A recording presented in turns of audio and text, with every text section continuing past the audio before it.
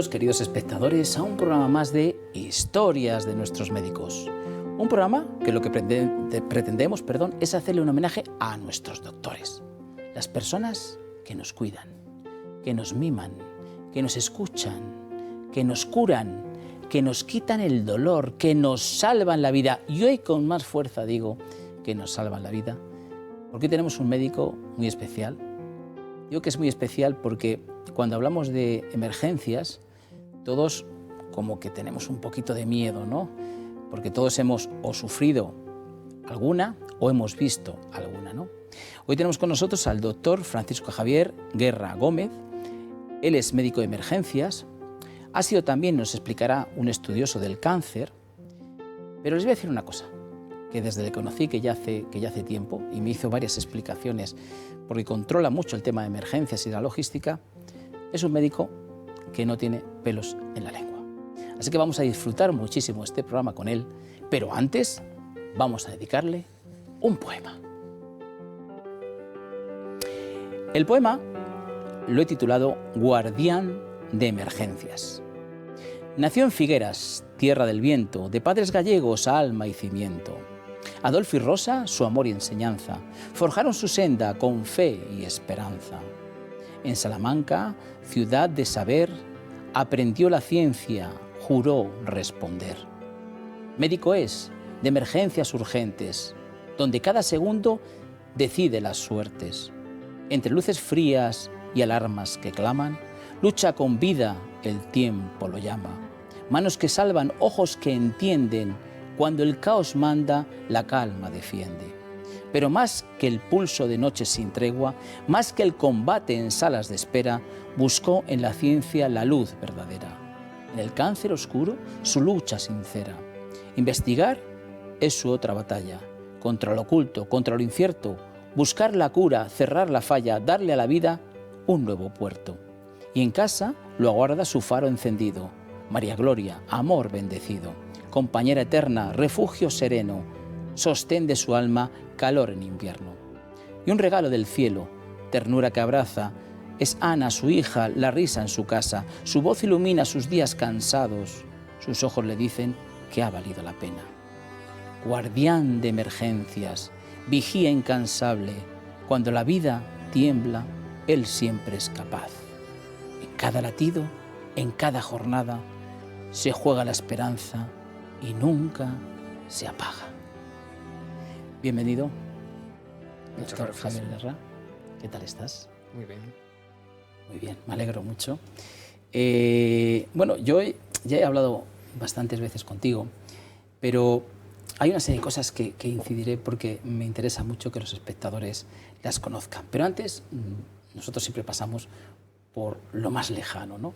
Año 59, Figueras, provincia de Gerona.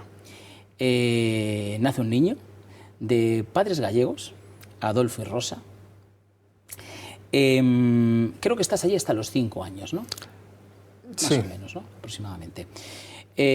Bueno, cuando decimos padres gallegos y que están en otro lugar, evidentemente es la emigración gallega, ¿no? Sí. Además, luego creo que tu padre se va a Suiza, ¿no? Se fue 2 años antes que nosotros. Cuéntanos un poquito todo ese proceso, cómo lo vives. Tienes un hermano también. Cuéntanos, Javier. Pues nos quedamos solos porque mi padre se fue a trabajar a Suiza 2 años antes que nosotros, por aquello de que la reagrupación familiar exigía un tiempo que no habíamos cumplido. Y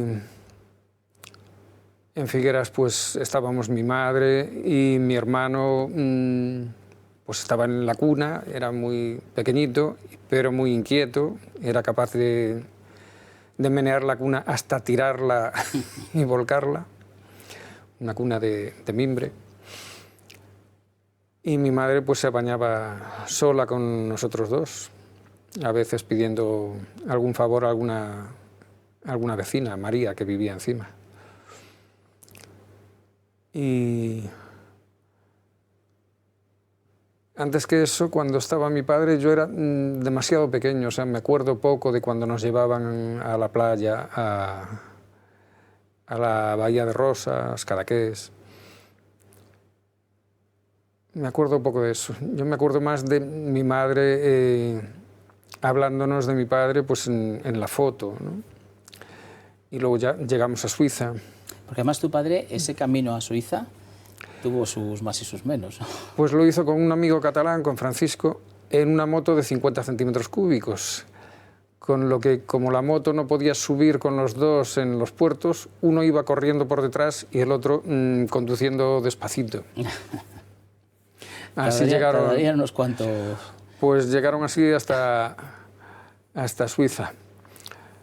Y mi padre estuvo trabajando en la zona alemana, en Frauenfeld, cerca de Zúrich, lo que la gente llama Zúrich, que está en el nordeste de Suiza, en la carretera que va hacia Constanza, que es la ciudad alemana que está al borde del lago, el lago que llaman Bodensee. ¿Qué hace allí tu padre?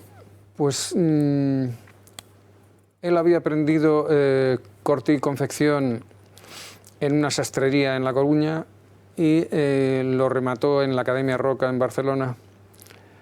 Y allí, cuando acababan el curso, pues iban empresarios a buscar a los alumnos que habían acabado el curso de corte y confección. Y después de trabajar en una sastrería en Figueras, pues decidió irse a Suiza y en Suiza pues aprendió en control de tiempos y de producción. Por eso cuando volvimos a España, en Madrid, estuvo de jefe de patronistas y director de producción durante 12 años en Cortefiel. O sea que él va de avanzadilla, Sí. empieza a trabajar allí, ve el momento adecuado para que os podáis ir por esa reagrupación y aterrizáis allí en Suiza, tu madre, tu hermano y tú. Sí. ¿Qué tiempo estáis allí en Suiza? Pues allí nació mi hermana. Primero estuvimos en Bolerau, cerca de Einsiedeln, donde hay una iglesia famosa, en el sur del lago de Zúrich. Y luego fuimos a Frauenfeld, que era donde estaba la fábrica donde trabajaba mi padre, la segunda de las fábricas. Y allí pues hubo un momento en que le dijeron que ya no podía ascender más. Y mi padre era bastante ambicioso. Y entonces buscó fábricas en España. Hubo un fracaso con una fábrica de Santiago de Compostela y en Cortefiel sí le aceptaron. Y estuvo trabajando bastantes años en Cortefiel, hasta que hubo un cambio en la cúpula directiva, un cambio de generación. Y hubo demasiado estrés. Creo que enterró como a 5 compañeros por infartos de miocardio. Madre mía. A todo esto, ¿volvíais a Galicia de vez en cuando? Cada verano, incluso estando en Suiza. Sí, incluso estando en Suiza, alguna allí vez ya no en moto, en imagino invierno, que ya no, buscaríais, ya exacto. con un coche. No sé si podemos ir viendo alguna foto de... Con un Fiat 1100. O sea, que Galicia, porque claro, el gallego es de... Además, fíjate que yo contigo, tú evidentemente has nacido en Figueras y en Galicia vas, pero yo diría 100% que eres gallego. Si te conozco, además yo he vivido en Galicia. Conservo el acento de mis padres. Sí. Tú formas, o sea, eres el prototipo que tenemos de un gallego, en el buen sentido, ¿eh? Sí. Al contrario, pues yo he vivido, creo mucho a Galicia y conozco mucha gente gallega. Bueno, aquí tenemos una foto, ¿no? Eso es en la playa en Cataluña. Sí, por ahí, por la zona de Gerona, ¿no? Sí, Rosas, la Bahía de Rosas. La Bahía de Sí. Rosas. En alguna playita por ahí. Tu papi con tu mami. Y Eh, no está mi hermano, o sea que tendría yo pues 3 años. 3 añitos. Y mi hermano estaría en camino. ¿Tus estudios los haces en... Bueno, ¿aprendes alemán o estando allí en...? Bueno, allí iba al colegio público y se aprende a escribir y a leer en alemán, aunque la gente habla en Schweizerdeutsch, que es un dialecto que tienen allí, en la parte alemana de Suiza. Y además, si no se les habla en Schweizerdeutsch, pues se molestan, ¿no? Esto imagino por la temperatura que hace, que es por allí, ¿no? Eso es con mi hermano, eso sería pues 14 o 20 bajo cero. Sí. Y esos monos de esquí pues nos los había hecho mi padre. Ah, claro, claro. Fue un regalo de Navidad. Claro, ahí teníais enchufe, ¿no? Pues sí. Con el tema ropa y tejido. ¿Estás en Suiza así hasta qué años? Hasta los 9 años, hasta el año 68. Me acuerdo que nos vinimos, los tanques rusos entraron en Praga, que me acuerdo de las imágenes en televisión perfectamente, y unos meses después, en Navidades, vinimos a Madrid, ya con el contrato de corte fiel para mi padre, ¿no? Y vivimos unos meses en un piso en campamento y luego en unos pisos que había hecho la fábrica de corte fiel para los trabajadores de corte fiel, en la calle Ofelia Nieto. ¿Empiezas al colegio, el instituto? Pues el colegio, pues el Liceo Sorolla, que estaba en Puerta de Hierro, cerca de la clínica, enfrente de la clínica López Ibor. Y luego al Liceo Sorolla, que construyeron en Pozuelo, donde ya acabé el sexto de bachillerato. Y COU en una academia de la calle Génova, GEA, donde resulta que también estaba mi mujer haciendo el COU. Ah, sí. Sí, aunque no nos tropezamos ni nos conocimos ahí. Bueno, no era el momento de juntarse. Pues no era el momento. Y luego empecé biológicas en la Complutense porque no me dio la nota para entrar en medicina. Y cuando quise convalidar asignaturas para intentar pasar a medicina otra vez y demás, me dijeron que no me iban a convalidar nada. Y ese año tuvimos la grandísima suerte de que para hacer feliz al presidente Adolfo Suárez, que era de Cebreros, Ávila, pues en Ávila unos cuantos profesores de la Universidad de Salamanca, de la Facultad de Medicina de Salamanca, pues pusieron en marcha un colegio mayor que dependía de la Facultad de Salamanca, y allí pues estaba en el monasterio de Santo Tomás, y allí empezamos primero de carrera, pues 87 personas. O sea, ¿empezaste medicina en Ávila? En Ávila. Sí, yo venía de primero de biológicas.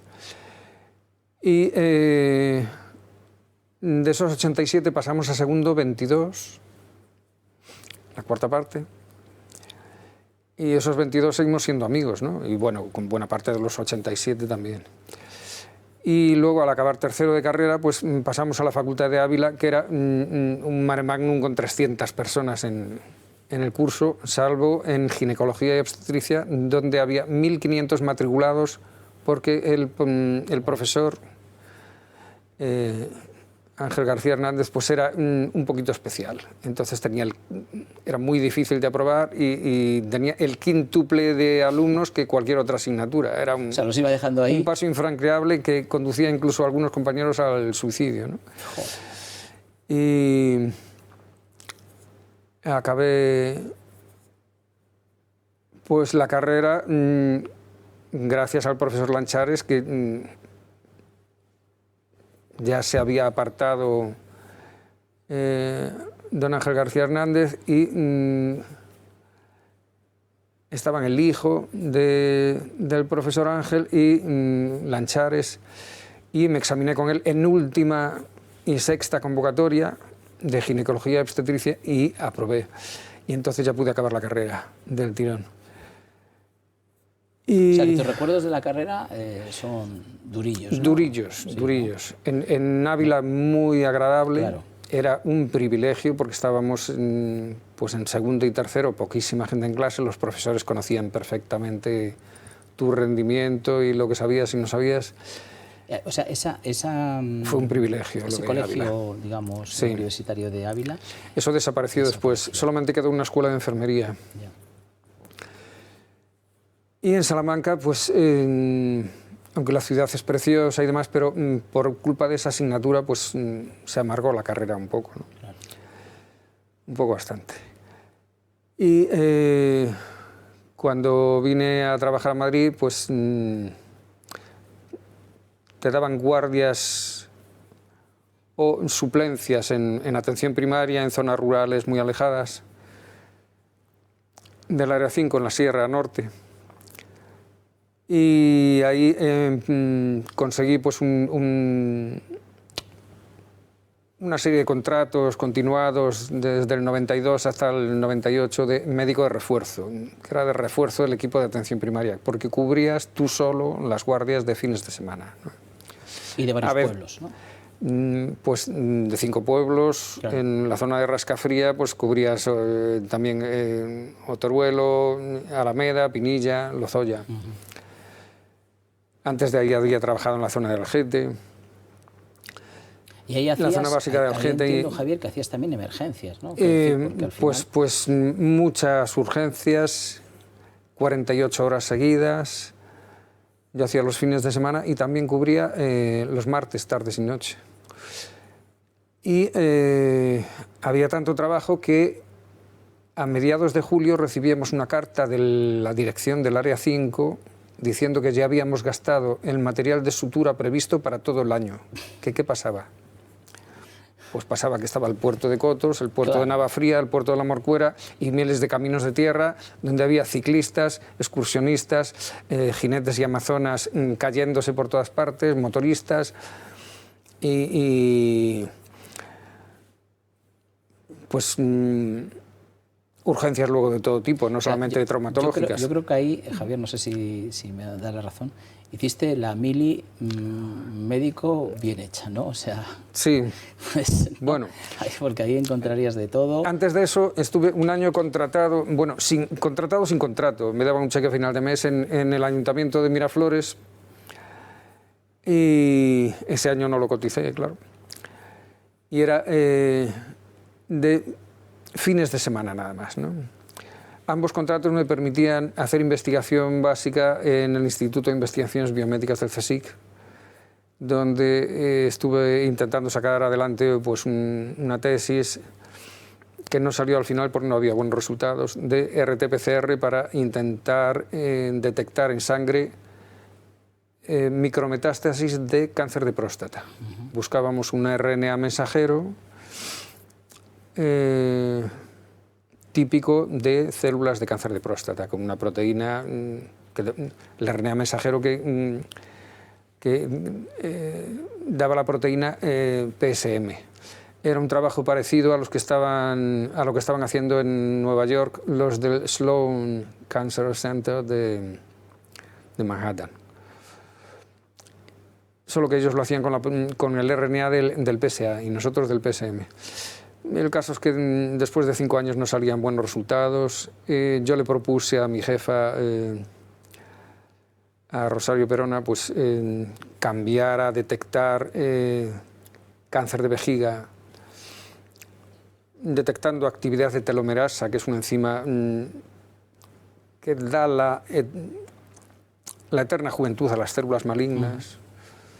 Porque repone los telómeros que se acortan durante el envejecimiento, pues en las células malignas cancerosas pues se replica, se vuelve a activar esa enzima y se replican los telómeros hasta conseguir tamaños de célula joven, ¿no?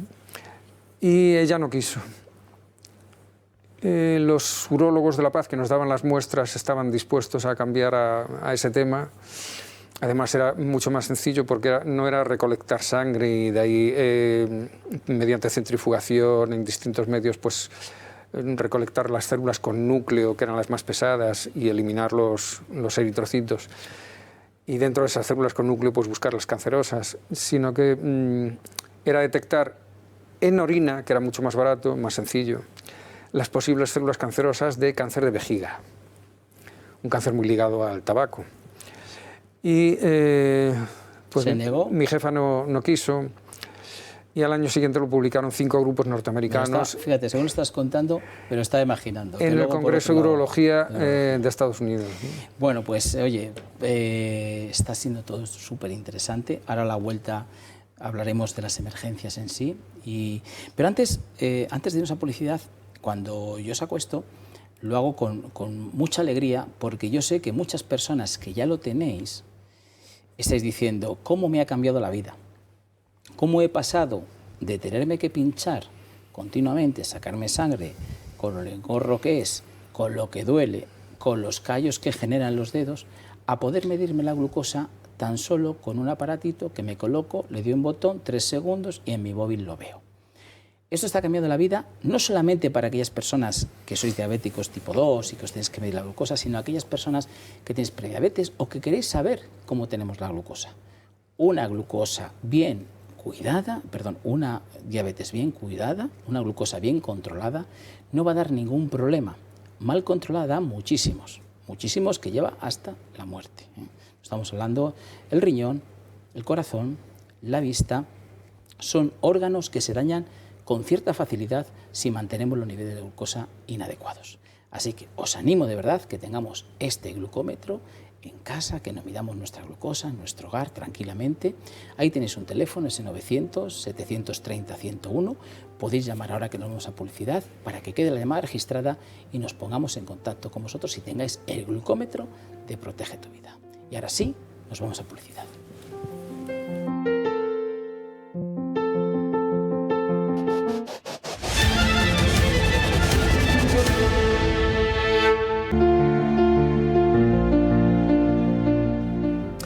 Bueno, pues aquí seguimos con el doctor Francisco Javier Guerra Gómez. Hemos hablado que es médico de emergencias y ahora ya sí que vamos a entrar plenamente, si nos permites, en lo que es tu trabajo de emergencias, porque creo que tenemos que conocer muchas cosas que hay detrás de las emergencias y que tú, Javier, nos vas a contar y con mucha claridad, porque ya, tienes 66 años, estás ejerciendo. Cada día te enfrentas a no sé cuántas emergencias, no sé cuántas se suele hacer más o menos. En el destino que tengo ahora son poquitas, es un destino en la sierra, el Vir de Cerceda, 5 o 6. 5 o 6 emergencias. ¿Tú vas con UBI-móviles, vas con...? No, es un vehículo de intervención rápida, voy con una enfermera y un técnico, conductor. Y si necesitamos trasladar al paciente a algún hospital, entonces dependemos de que nos llegue una ambulancia que pedimos por radio. Vale, pero has estado en UBI-móviles, has estado en helicópteros... En helicóptero también, sí. Bien, a mí una de las cosas que desde el 98. Claro, que más me sorprendieron cuando hablamos al principio de emergencias, claro, porque cuando tú llamas a 112 se pone un protocolo en marcha, hablas con un médico, el médico valora, tal. Pero claro, ahí tiene que haber detrás una logística que de esa logística muchas veces depende, digamos, el éxito, ¿no? en una emergencia, ¿no? Cuéntanos un poco cómo es esa logística y sobre todo qué mejoras se podría hacer, porque yo creo que este programa que lo escucha personas también que tienen quizás el poder o de poder decidir cambiar algunas cosas, pues no se trata a veces de recursos, se trata simplemente de mentalidad, ¿no? Cuéntanos un poquito cómo funciona y cómo podríamos mejorar esta logística. Pues las llamadas entran por el 112, hay una operadora, reparte pues a policía, bomberos y sanitarios, dependiendo de dónde esté el paciente. Si es un paciente que está en la calle en el municipio de Madrid, entonces la llamada va para el SAMUR. Si está en domicilio en el municipio de Madrid, entonces va al SUMA. Y en el edificio del 112 Pozuelo, pues tenemos 2 médicos para atender esas emergencias y luego está el resto del personal coordinador en el Hospital del Zendal. Antes estaba en la calle Antracita, ahora está en el Hospital de Zendal. Eso implica que la operadora del 112 le pasa toda la información a una operadora del 061 que vuelve a preguntar cosas. Eso enfada mucho a la gente, ¿no? Pues, una pérdida de segundos. A veces no hay segundos para poder reaccionar. Imagínate si tienes un hijo atragantado con una salchicha y está inconsciente de color azul. Pues lo de que te pasen a una segunda operadora que vuelva a preguntar y luego haya que esperar a que se ponga un médico unos segundos más, pues eso suma demoras. Y en emergencias pues no hay un solo segundo que perder. La evolución de los pacientes es así, de repente no hay vuelta atrás, ¿no? Lo ideal sería que todos los médicos coordinadores estuviesen en el 112 en Pozuelo. Eso además facilita la comunicación directa entre los distintos cuerpos en caso de catástrofes. Y sin embargo no es así. Pues hay una parte importante de médicos coordinadores que están además siendo sustituidos por enfermeras coordinadoras en el Hospital Zendal.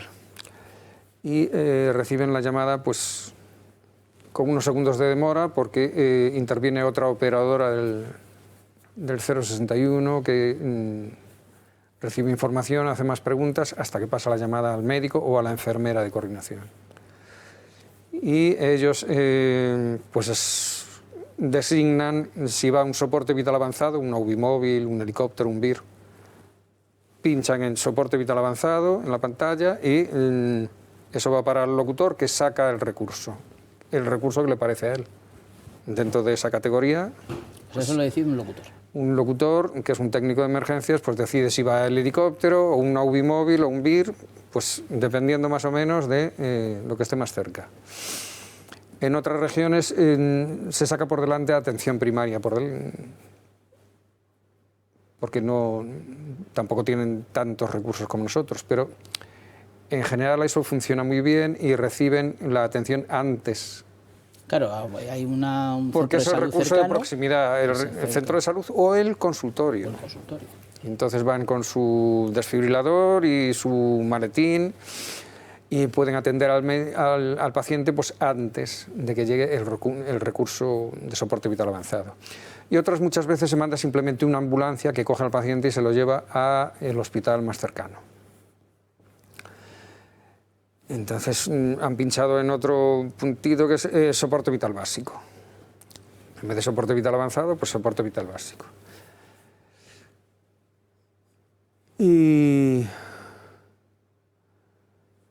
así se funciona.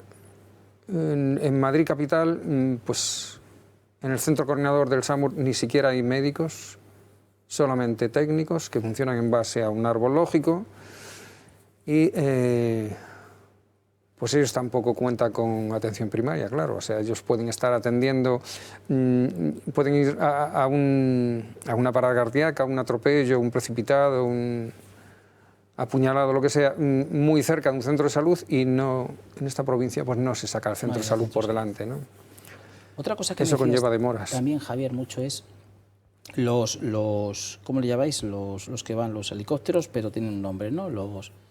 Las UBIs, digamos, aéreas, ¿no? ¿Cómo le llamáis? ¿No? Soportes vitales avanzados aéreos. Avanzados helicópteros, ¿no? sanitarios, ¿no? sí. Sí. Aquí también estamos un poco escasos, ¿no? Porque sí es verdad que... Tenemos dos que cuestan pues 900.000 euros al año de alquiler cada uno de los helicópteros. Los helicópteros son muy caros, cuestan 10 millones de euros cada uno, ¿no? Y tenemos uno en Las Rozas y otro en Lozoyuela. Y en realidad necesitaríamos otro más en la zona sureste de la provincia, que está...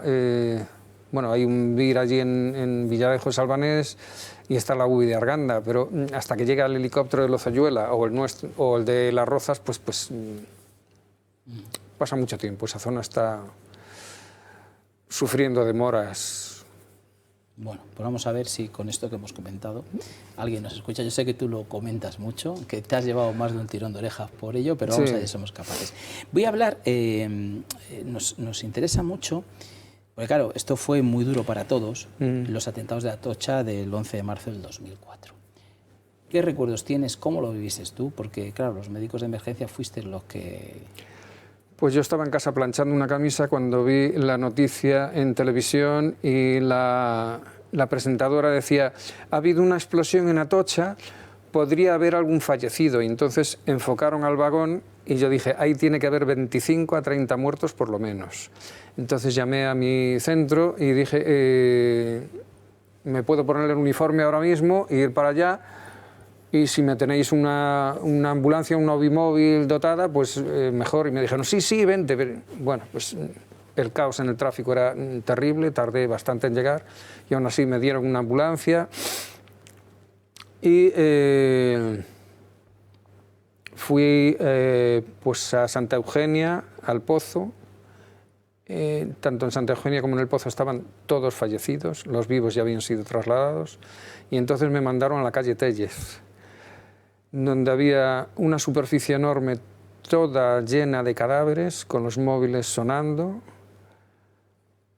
Estaban cubiertos de un polvo gris que les cubría los zapatos, las medias, los calcetines, los pantalones, las faldas, las blusas, el pelo, las carpetas, los bolsos, todo estaba cubierto de ese polvo gris. Y los policías decían que olía a titadine. Ellos estaban acostumbrados a los atentados de ETA y decían que olía a titadine. Y de vez en cuando nos mandaban retirarnos porque iban a hacer una explosión controlada de alguna mochila sospechosa. En realidad, mi ambulancia sirvió para llevarse al último paciente vivo que quedaba en Tellez, que estaba con un blast injury.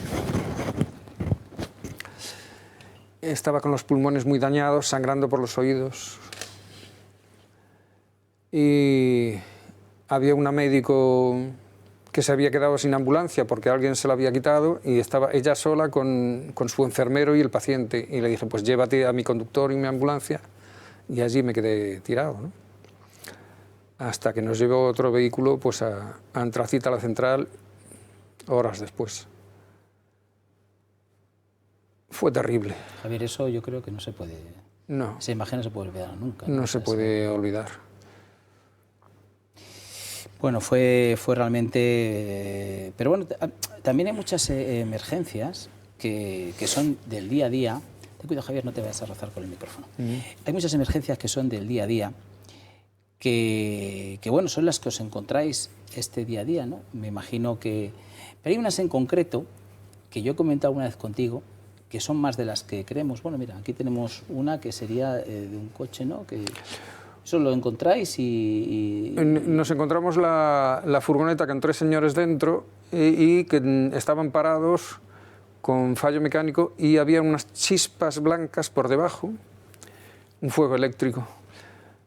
Y mi técnico intentó apagarlo con el extintor, gastó todo y no pudo apagarlo. Y pedí a mi centro coordinador que mandase bomberos, y en poquísimos minutos se había enganchado en los árboles, había saltado al otro lado de la carretera también. No se ve aquí el pedacito de prado que ardió. Y fue rapidísimo. O sea, estaban dentro, claro. Ellos salieron. Ah, sí. Salieron enseguida, porque esto, en poquísimos segundos estaba toda la furgoneta ardiendo. Claro. Y con explosiones además. O sea, estallaban no solamente los neumáticos, sino que era un vehículo que funcionaba con gasolina y gas, de estos que tienen en gas licuado de petróleo o gas natural, y eso estalló, claro. Entonces enganchó los fresnos que había cerca y el prado, y llegaron los bomberos de Villalba y lo apagaron, aunque tardaron a mí se me hizo eterno, tardaron en llegar un poco. Una emergencia muy dada, me imagino que es las paradas cardíacas, ¿no? Porque nosotros aquí, ya sabes que yo soy un promotor incansable de que tengamos más desfibriladores, ¿no? Sí. Las paradas cardíacas, sí que es verdad que el tiempo es oro, ¿no? Y que en muchas no llegáis, ¿no? Pues cuando el corazón está latiendo lup, dup, lup, dup, lup, dup, y de repente por una falta de oxígeno, porque hay alguna arteria coronaria obturada por una placa de arteriosclerosis y un trombo. Cuando se queda sin oxígeno en una zona, pues el corazón, en vez de latir normal, lup, dup, lup, dup, empieza a fibrilar. No tiene un latido útil. Entonces hace falta un desfibrilador que ponga en orden a ese corazón y que vuelva a latir otra vez. Y por supuesto cazar una vía venosa y poner medicación antiarrítmica y ventilar al paciente hasta que vuelva a recuperar el conocimiento.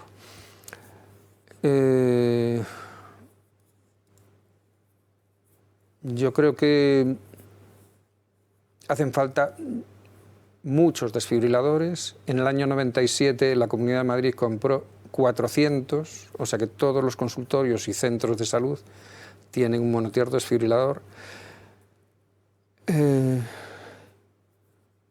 Y hace falta utilizarlos. A veces, si no se avisa a ese centro de salud que está más cerca del paciente que nosotros, pues no se desfibrila a tiempo y entonces a partir de los 4 minutos empieza a haber lesiones irreversibles en el cerebro. A partir de los 4 minutos empiezan a morir neuronas cada vez más hasta que aparece pues, una encefalopatía hipóxica y las secuelas son irreversibles. Cuando vosotros llegáis a un hogar, que es la mayoría de las veces, ¿no? Porque vosotros el SUMA trabajáis hogares y ha dicho que el SAMUR más a pie de calle. Bueno, fuera del municipio de Madrid hacemos también, también todo. También la vía urbana y el campo y no solamente los domicilios. Vale. Cuando llegáis a un domicilio, yo he observado, porque he tenido, pues por personas mayores he tenido que el médico de emergencia os fijáis en todo, es decir, de que entra, hacéis una fotografía, como si sois un inspector, de qué casa estás. Es decir, sí, si hay hijo, si hay cuidadora, si no sé qué, si esa persona está... enseguida hacéis... Si huele a tabaco, si hay un cenicero... Fíjate, todas esas cosas... claro, eso conlleva mucha experiencia, ¿no? O sea, quiero decir, tú eres una persona que a lo mejor en otra profesión puedes estar jubilado, pero en esta es que sois muy necesarios aquellas personas que necesitáis esa experiencia porque te dice mucho el paciente, ¿no? Todo lo que ves te está diciendo... Tienes que tener un grado de alerta muy importante, fijarte en todo. Muchas veces las familias hablan con gente de tu equipo en vez de hablar contigo y tienes que estar escuchando lo que están diciendo, que te da pistas sobre qué es lo que ha podido suceder. Tienes que intubar al paciente, ventilarlo antes y luego intubarlo y conectarlo al respirador. Y si es que ha recuperado el pulso, si no ha recuperado el pulso, pues vas dando ambú y dar ambú es con la bolsa autohinchable, sustituir la voluntad el sistema automático de respiración y llenas tú los pulmones con esa bolsa conectada al oxígeno al 100%, ¿no? A 15 litros minuto. Y a veces hay suerte y sacas a un paciente de una parada. A veces hay suerte, o sea que... A veces hay suerte. A veces pues te encuentras con que los de Protección Civil o la Policía Municipal o Nacional o la Guardia Civil pues han iniciado masaje y cuando tú llegas el paciente conserva pulso todavía y aunque no respire lo intubas y tiene mejor pronóstico. Pero la frustración, me imagino, de un médico de emergencia, porque se os mueren gente, evidentemente, sí, es enorme. ¿Cómo se supera eso o eso no se supera? Pues las muertes evitables no te las quitas de la cabeza. Las evitables. Claro. Las que tú ves que se podía haber hecho algo más. Eso es el principal indicador de calidad de un servicio sanitario. Internacionalmente se llama Avoidable Mortality. Entonces, cuando se podía haber hecho algo más y no se ha hecho y has perdido un padre de familia o una madre de familia y no has podido resucitarla cuando sus hijos te pedían que resucitases a su mamá, pues te quita el sueño. La calidad de sueño disminuye mucho. Claro. Oye, hay unas emergencias que son muchas, Muchas. tú me lo has comentado, que son muchas, psiquiátricas, psicológicas, con problemas que te dicen que nos han llamado, que hay alguien que está... Normalmente el centro coordinador te avisa diciendo que hay una alteración de conducta. Y ahí engloba todo. Engloba todo y puede ser una causa orgánica, un paciente que tiene una hipoglucemia y no sabía que era... no te ha informado la familia de que es diabético y llegas y tiene la glucemia en 20 y está agitado dando patadas. O puede ser por una septicemia, un cuadro confusional que esté pues agitado. Normalmente es un cuadro de agitación psicomotriz muy difícil de controlar porque el paciente es un paciente psiquiátrico que se niega a tomar la medicación. Y pues si se niega a recibir medicación y a ser trasladado, lo siguiente es muy desagradable, porque ya tiene que ser un forzar a la contención física al paciente para ponerle por vía intramuscular la medicación que haga falta y luego trasladarle al hospital, ¿no? O sea, inmovilizarle. Inmovilizarle, eso es contención física. ¿Y eso lo hacéis? Y en el hospital estará en contención mecánica unas horas, pues hasta que se calme y haga efecto la medicación. Claro, pero eso lo hacéis el equipo sanitario. Con policía local. A veces el equipo sanitario, si no ha llegado policía, pues por ejemplo en una hipoglucemia donde el paciente esté muy agitado, pues a veces me ha tocado a mí reducir al paciente solo, ¿no? Y afortunadamente la mayoría de las veces pues hay policía local o policía nacional o guardia civil o todos. A veces te encuentras con 6 personas de cuerpos de seguridad que intentan ayudarte mucho. A veces crea confusión porque meten baza y hablan con el paciente cuando deberían estarse callados y dejarte hablar solamente a ti, al médico. Pero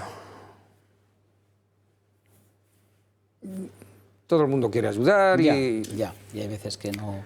A veces pues... Oye, ¿algún así, no sé, que nos cuentes algún caso que hayas tenido? Contraproducente. Alguna situación así de estas, digamos, complicadas. Pues situación complicada. Un paciente que había troceado un montón de billetes de 50 euros y de 20 euros, tenía toda la habitación alfombrada, todo el suelo alfombrado de billetes troceados. Era un paciente con una esquizofrenia paranoide. Tenía encima del cabecero de su cama 4 machetes de 90 centímetros, más un hacha, Madre mía. más 2 palos con punta metálica. Y la policía me dijo, pase usted, doctor, a calmarle. Bueno, afortunadamente se dejó trasladar a La Paz. No puso resistencia porque estaba encantado con mi enfermera. Bueno. La enfermera que estaba conmigo de guardia ese día. Pues gracias a esa enfermera. Pues muchísimas gracias. Claro, claro. El problema es que no hay camas suficientes en las unidades de psiquiatría de los hospitales generales y los psiquiatras tienen mucha presión para dar altas y luego estos pacientes vuelven a casa y vuelven a amenazar de muerte pues a sus familias, ¿no? Y a no tomarse la medicación y las familias de estos pacientes viven unas vidas terribles. Esto es a consecuencia de haber cerrado los hospitales psiquiátricos y que solamente nos hayamos quedado con el Rodríguez Lafora y el de Leganés y poco más en la Comunidad de Madrid. Las unidades de los hospitales públicos son muy pequeñitas y tienen mucha presión para dar altas. ¿Pero por qué se cerraron? Se cerraron pues porque llegó la moda de la antipsiquiatría desde Italia, la película de Alguien voló sobre el nido del cuco, de Jack Nicholson. Y eso en los 80 y los 90, pues creo muy mala fama de los hospitales psiquiátricos. Incluso pues se inició una tendencia permanente con recomendaciones del Consejo de Europa, la del año 94, la 1235, por ejemplo, prohibía cualquier contención mecánica de ningún paciente psiquiátrico, ¿no? Luego tuvieron que dar marcha atrás, 6 años después, darse cuenta de que hay algunas situaciones en las que no hay forma de desescalar la agresividad del paciente, con muy buenas palabras y muchas habilidades que tengas, pues aún así es imposible, ¿no? Y además en emergencias pues no estás en la situación de un hospital, no dispones de todo el tiempo del mundo para intentar controlar la situación. O sea que la persona que ¿no? tiene un enfermo psiquiátrico no tiene dónde llevarlo, porque además si él no quiere no se ingresa, no hay suficientes sitios. Bueno, puede tener un ingreso forzoso, pero luego sale. al cabo de unos días le dan de alta y la familia vuelve a sufrir al paciente agresivo, tenga un trastorno límite de personalidad o una esquizofrenia o un trastorno bipolar o un trastorno adaptativo o lo que sea. Hay otros cuadros que son mucho más cortos y pasajeros, pues el paciente que tiene un estado confusional por una insuficiencia hepática, una cirrosis o una insuficiencia renal o una infección, pues es algo pasajero, no vuelve con esa persistencia y esa agresividad como en los casos de psicosis y de trastornos de personalidad. Bueno, pues evidentemente es bastante duro el tener una persona con problemas muy psiquiátricos. duro para esas familias, Que les trae mucho sufrimiento. No vamos a acabar justo con esto porque sería muy desagradable, ¿no? Vamos a dar Mira, vamos a ver un poco las fotos de familia, que aquí a los espectadores y a mí nos encanta. Pero antes te voy a hacer un regalo. Muchas gracias. Que es un regalo que nos hace Navarretinto. Navarretinto, tú que eres espectador, lo sé, del Toro Televisión. Bueno, ¿yo qué diría de Navarretinto? Pues se está convirtiendo ya en el jamón de los doctores, porque es lo que el doctor receta, porque esto sí que no tiene contraindicaciones, es súper saludable, así que... Es dieta mediterránea. Es dieta mediterránea, es de bellota 100% ibérico, con mención exclusiva pata negra, que muchas veces este es pata negra, no, y a lo mejor es que está pintada la pata, no es que sea, este es pata negra. Solamente transforma su propia producción, es decir, que no mezcla otras producciones, y es una producción limitada y certificada. Voy a darles un teléfono, porque si llaman ahora en este programa como Navarretinto nos hace este regalo a los doctores, van a tener un 10% de descuento. Así que 91 625 0228, repito, 91 625 0228, para que llamen. Y el jamón de Navarretinto, que es el que toman los doctores, pues lo tomemos todo, porque si lo hacen los doctores es que está bueno y es bueno. Bueno, y ahora sí vamos a ver unas fotitos familiares, que yo creo que es muy agradable. Aquí, si nos vas explicando... Eso fue el día de mi boda con Gloria, en el Hotel Victoria de San Lorenzo del Escorial. Entiendo que tus papis aquí, ¿no? Mis padres en primer plano, mi hermano a la derecha, un sobrino mío a la izquierda, mis cuñadas allí al fondo a la izquierda también, mi cuñado también, y mis suegros a la derecha, y mi hermano y mi antigua cuñada a la derecha también. Bueno, pasamos a otra fotito. Bueno. Eso fue el día del nacimiento de mi hija. De tu hija. En 14 de mayo del 94. Qué bonita foto, ¿eh? Sí. Pues nos dio un susto tremendo, porque se atragantó con los calostros y se me puso morada y en parada respiratoria. Así que tuve que salir volando con ella en brazos y aparecer en el nido, y allí una enfermera me aspiraba y yo ponía oxígeno y se recuperó. Con la aspiración que le hicimos por narinas, por la nariz y por boca, se recuperó. Pero fue un susto tremendo, porque se puso cianótica, vamos, de este color. Me imagino.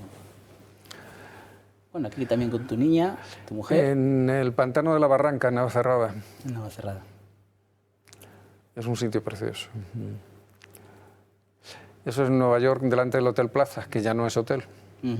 en Central Park, en Manhattan, con mi hija y mi mujer. Y qué jovencito se te ve, ¿eh?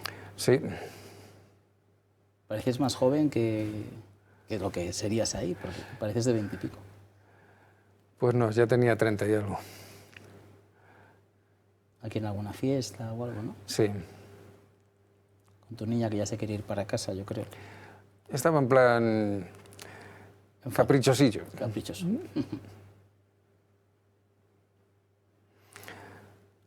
Y esto, ya otra excursión ya solos por los Dolomitas. Ajá. Vicenza, Trento, Sí, Bronzano Sí, sí, sí. y los Alpes Dolomitas, que son preciosos. Si tenemos alguna más, Eso es en Ferrol, en la ría de Ferrol. la Ría de Ferro. Bueno, pues acabar con Galicia, la foto, que esta es la última, está muy bien, porque Galicia calidad. ¿Tienes morriña de Galicia cada vez que...? Pues dentro de unos días, después de haber ido al pueblo de mi mujer, claro, me tu tocará mujer es conducir Montillana, Granada. Ah, de Montillana. Pues me tocará conducir 1.200 kilómetros hasta Galicia para ir a ver a familia en Pontevedra, en Coruña y en Ferrol. Y a tomar un poquito de marisquito y a tomar algunas cositas que son... que es un suplicio tomar eso, ¿eh?